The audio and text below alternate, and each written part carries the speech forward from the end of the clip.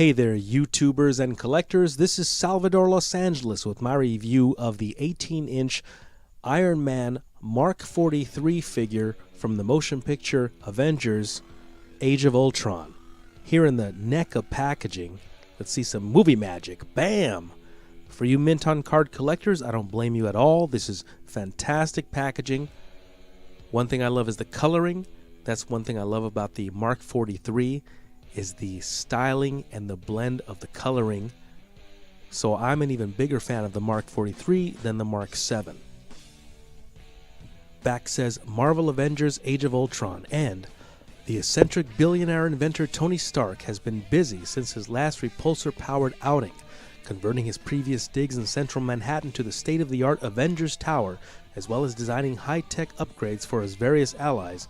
Stark has become the Avengers' chief source of funding and equipment. Despite these other duties, Stark still finds the time to suit up in his armor as the invincible Iron Man. Yes! Alright, the packaging is beautiful on the front.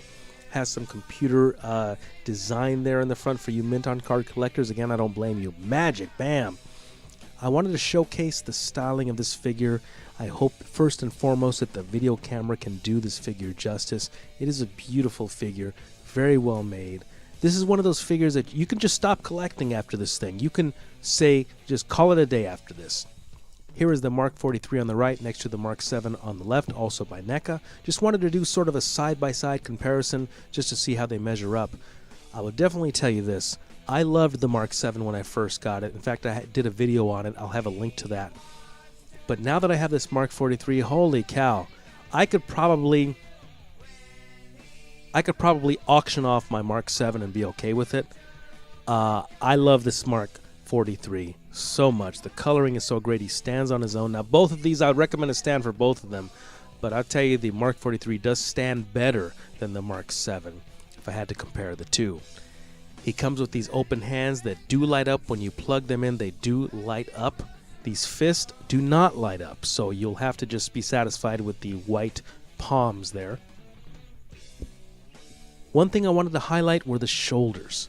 Now, as compared to the Mark 7, the shoulder armor broke. I had to solicit NECA to send me a new shoulder armor, which they did, and I'm grateful for them. Thank you. But on this one, you don't even have to worry about it. I don't think you have to concern yourself with the shoulder armor breaking, because this figure is strong and sturdy. You don't want it to do a shelf dive. You don't want any figure to do a shelf dive, but this figure does feel tough and has a feeling of solidity to it. The shoulder moves around enough. I don't know if you're going to get an overhead Superman arm pose, but it does have rotation and twist. The elbow is tough, has a double hinge elbow. And it's got again, a feeling of solidity to it like a Rubik's Cube. It's got a satisfying feeling to it.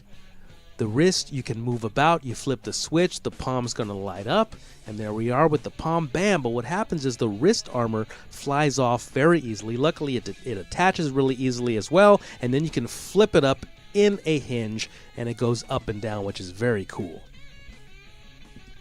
I wanted to get up close and personal with this figure because, man, what makes this figure is the intricate detail. Not only the coloring, which is a matter of preference. I love the coloring on this thing, but the detail, they missed no areas. They spared no expense. Everywhere is covered. Nothing is left plain.